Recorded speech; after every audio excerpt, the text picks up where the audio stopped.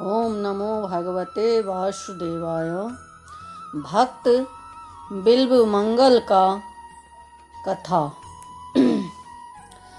दक्षिण प्रदेश में कृष्ण वेना नदी के तट पर एक ग्राम में रामदास नाम का एक भागवत भक्त ब्राह्मण निवास करते थे। उनके पुत्र का नाम बिल्व मंगल था।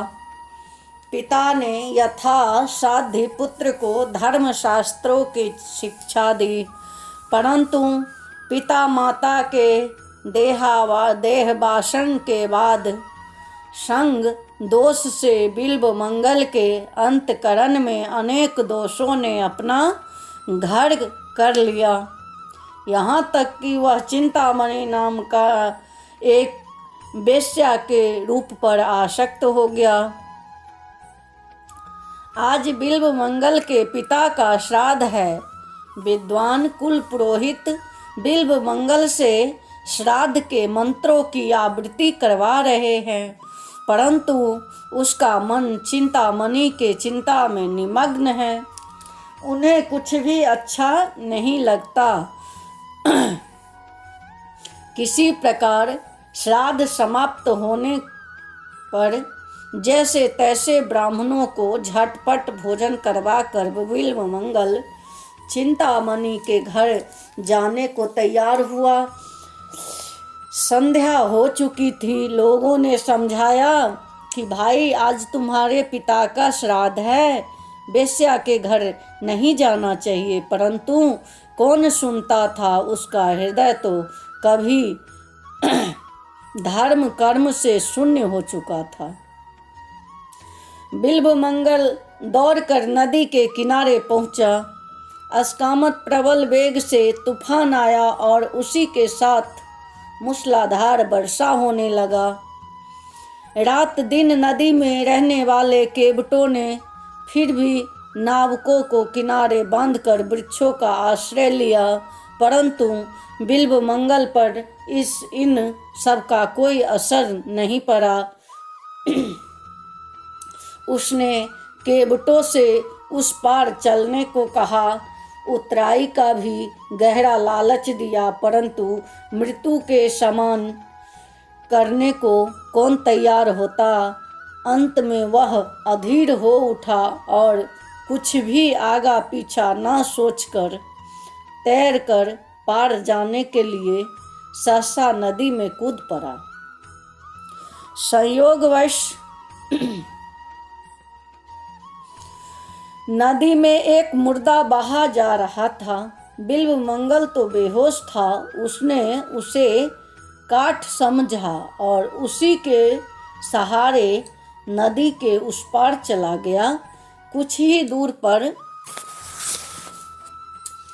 चिंतामणि का घर था।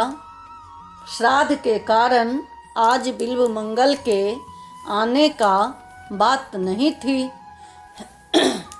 अतएव चिंतामणि घर के सब दरवाजों को बंद करके निश्चिंत होकर सो चुकी थी। बिल्व मंगल ने बाहर से बहुत पुकारा, परंतु तूफान के कारण अंदर कुछ भी सुनाई नहीं पड़ा। बिल्व मंगल ने इधर उधर ताकते हुए बिजली के प्रकाश में दीवार पर एक रस्सा सा लटका हुआ देखा। तुरंत उसने उसे पकड़ा और उसी के सहारे दीवार फाड़कर चढ़ अंदर चला गया। चिंतामणि को जगाया। वह तो इसे देखते ही अस्तंभित सी रह गई। नंगा बदन, सारा शरीर पानी से भींगा हुआ, भयानक दुर्गंध आ रही है।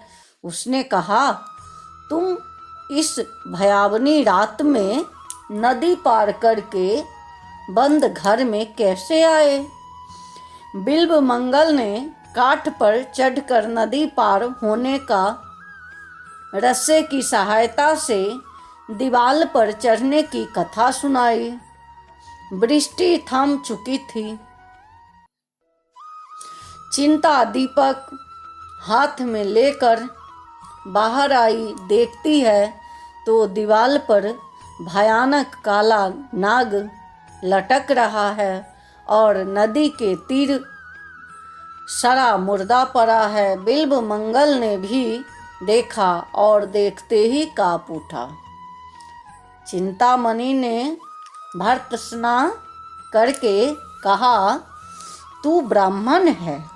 अरे आज तेरे पिता का श्राद्ध था, परंतु एक हार और मांस के कारण पुतली पर तू इतना आसक्त हो गया कि अपने सारे धर्म कर्म को तिलांजलि देकर इस डरावनी रात में मुर्दे और सांप की सहायता से यहाँ दौड़ा आया।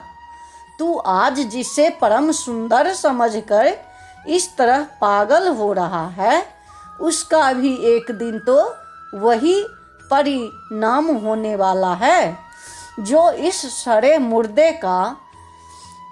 अरे यदि तू इस प्रकार उस मनमोहन श्याम सुंदर से मिलने के लिए छटपटा कर दौड़ता तो अब तक उनको पाकर तुम अवश्य ही कृतार्थ हो चुका होता। वेश्या की वाणी ने बड़ा काम किया। बाल्यकाल की स्मृति उसके मन में जाग उठी। पिता की भक्ति और उनकी धर्म प्राणता के दृश्य उसकी आंखें के सामने मूर्तिमान होकर नाचने लगे। बिल्व मंगल ने चिंतामणि के चरण पकड़ लिए और कहा, माता तूने आज मुझको दिव्य दृष्टि देकर कृतार्थ कर दिया।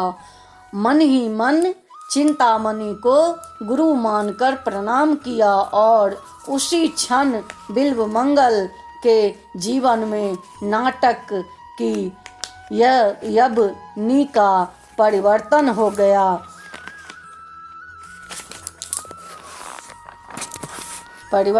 गया।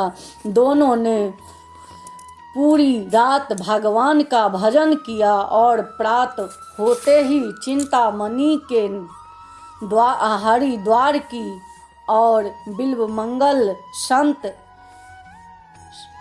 श्री सोमगिरी जी महाराज के आश्रम की राह ली।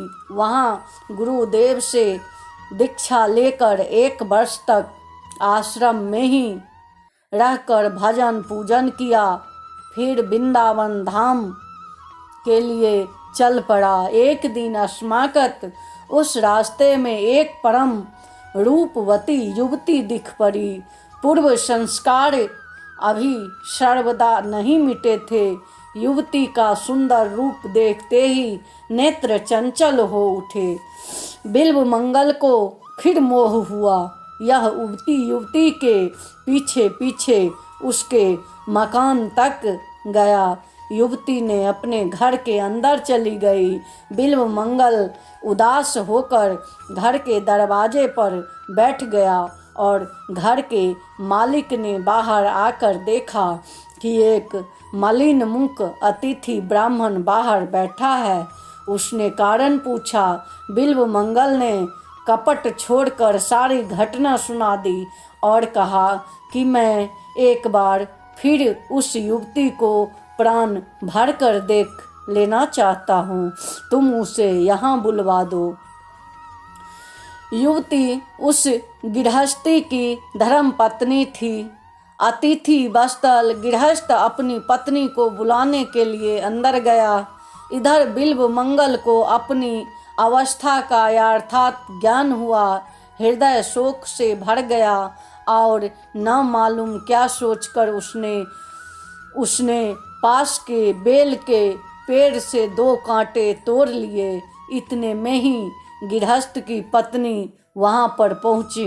बिल्व मंगल ने उसे फिर देखा और मन ही मन अपने को धिक्कार देकर कहने लगा कि अभागी आंखें, यदि तू न होती तो आज मेरा इतना पतन क्यों होता। इतना कहकर बिल्व मंगल ने उन दोनों कांटों को दोनों आँखों में भोंक लिया। आँखों से रुधिर की अजस्त्र धारा बहने लगी। गृहस्थ और उसकी पत्नी को बड़ा दुख हुआ, परंतु वे बेचारे निरुपाय थे। बिल्व मंगल का बचा खुचा चित्त मल भी आज सारा नष्ट हो गया। अब तो वह उस अनाथ के नाथ को अति शीघ्र पाने के लिए बड़ा ही व्याकुल हो उठा। उसके जीवन में नाटक का यह तीसरा पट परिवर्तन हुआ।